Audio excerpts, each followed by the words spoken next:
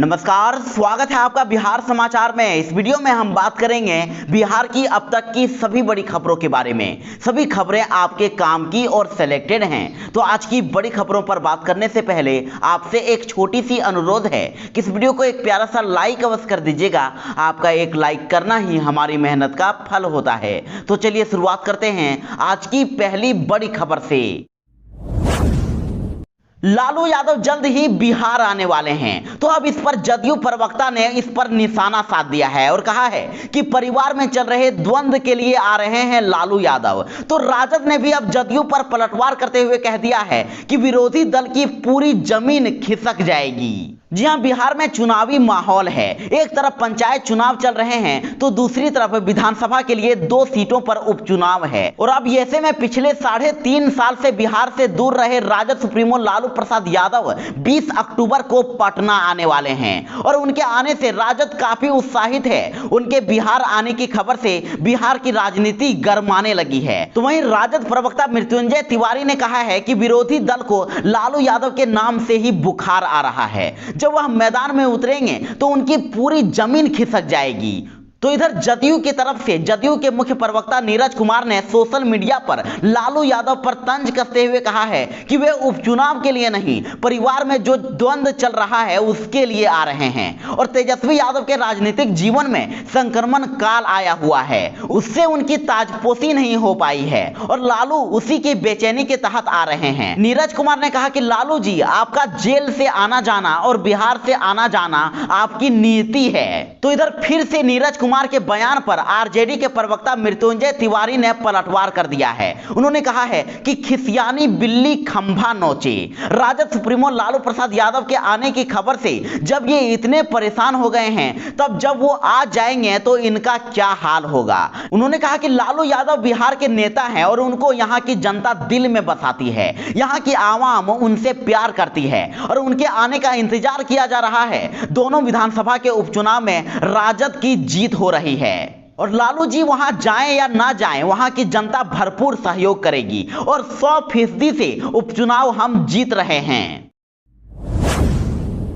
तो इधर रामविलास पासवान की पत्नी ने दे दिया सनसनीखेज बयान। कहा कि अपने बड़े भाई को जिंदा रहते ब्लैकमेल कर रहे थे पशुपति पारस और मौत के बाद सिर्फ झूठ बोल रहे हैं। गद्दार हैं पारस। जी हां, बड़ी खबर है कि स्वर्गीय रामविलास पासवान के उत्तराधिकार को लेकर चिराग पासवान और पशुपति कुमार पारस में छिड़ी जंग में पहली बार रीना पासवान ने चुप्पी तोड़ दी है। स्वर्गीय रामविलास पासवान की पत्नी रीना पासवान ने पशुपति पारस को लेकर सनसनीखेज खुलासे कर दिए हैं। रीना पासवान ने कहा है कि रामविलास पासवान के जिंदा रहते ही पशुपति पारस उन्हें ब्लैकमेल कर रहे थे और रामविलास पासवान अपने भाई के कारण घुट घुट कर जी रहे थे। रीना पासवान ने कहा कि जो आदमी अस्पताल में भर्ती अपने बड़े भाई को एक दिन देखने तक नहीं गया, वह कह रहा है कि रामविलास जी मेरे लिए भगवान थे। उन्होंने कहा कि पारस ने मुझसे कहा होता मैं सब कुछ दे देती, लेकिन उन्होंने मेरी दुनिया उजाड़ दी और अब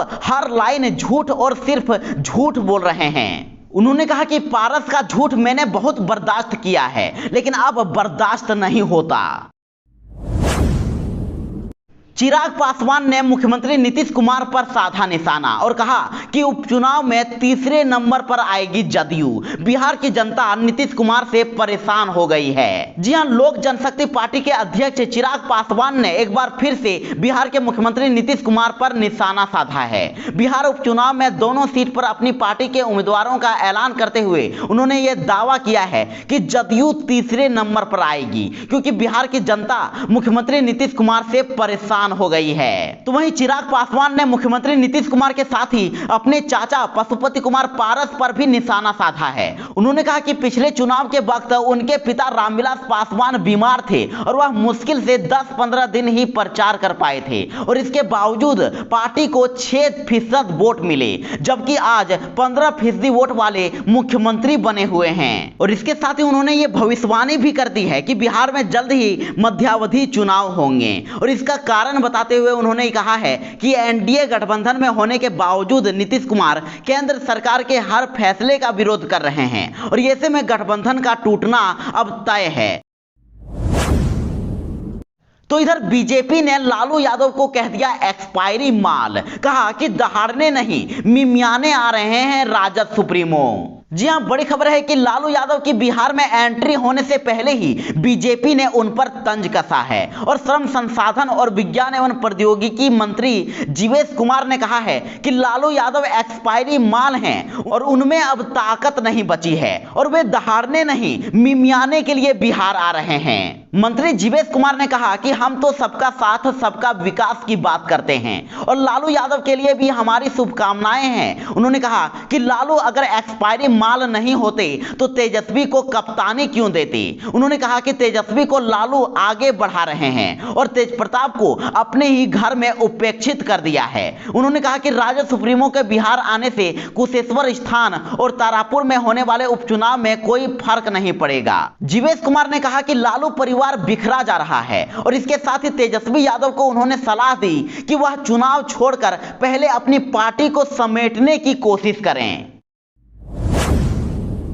कांग्रेस प्रभारी भक्तचरण दास ने तेजस्वी यादव पर कर दिया बड़ा हमला। कहा कि तेजस्वी ने बिना सोचे समझे ही उतार दिया उम्मीदवार और कहा कि राजद के साथ गठबंधन रहेगा या नहीं ये तय हो जाएगा।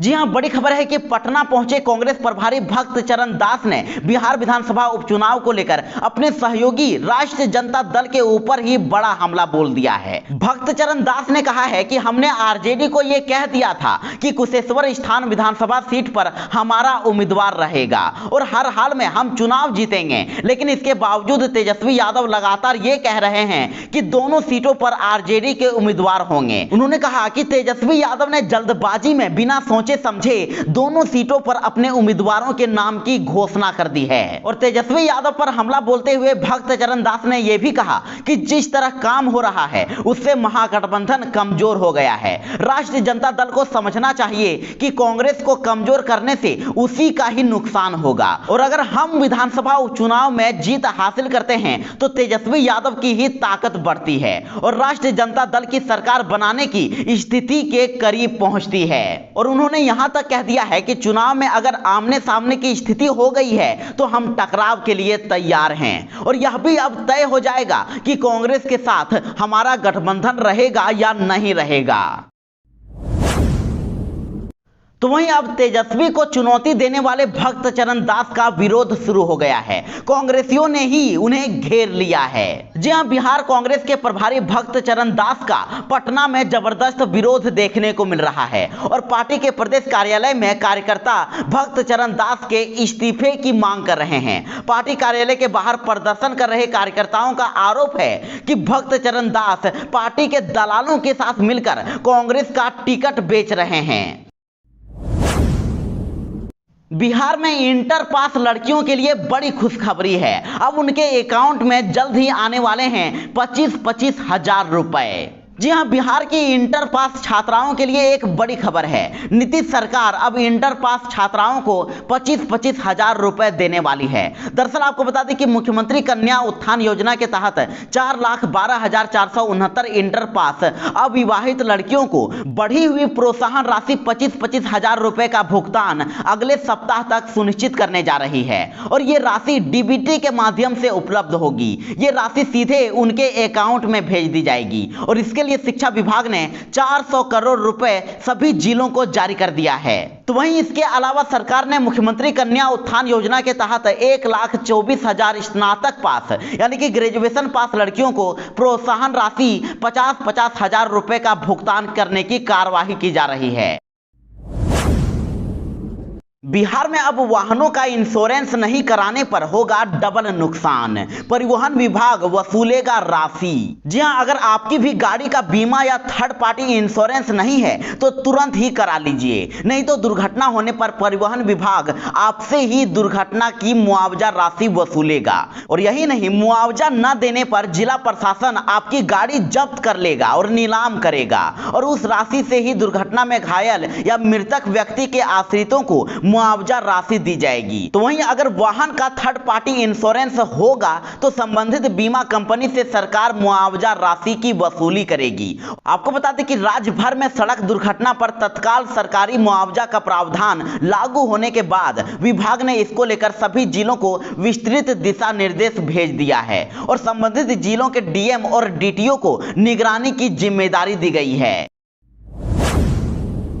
घर में लगी आग को बुझाने के लिए दिल्ली से पटना पहुंची राबड़ी देवी। एयरपोर्ट से सीधे तेजप्रताप के घर गई, लेकिन बेटे से नहीं हुई मुलाकात। जी हां, घर से लेकर पार्टी में लग गई आग को बुझाने के लिए कल राबड़ी देवी पटना पहुंच गई और पटना एयरपोर्ट पर उतरते ही वे सीधे अपने बड़े बेटे तेजप्रताप यादव के घर पहुंच गई। लेकिन तेजप्रताप यादव को मां के आने की जानकारी थी, लेकिन फिर भी वे घर से गायब थे।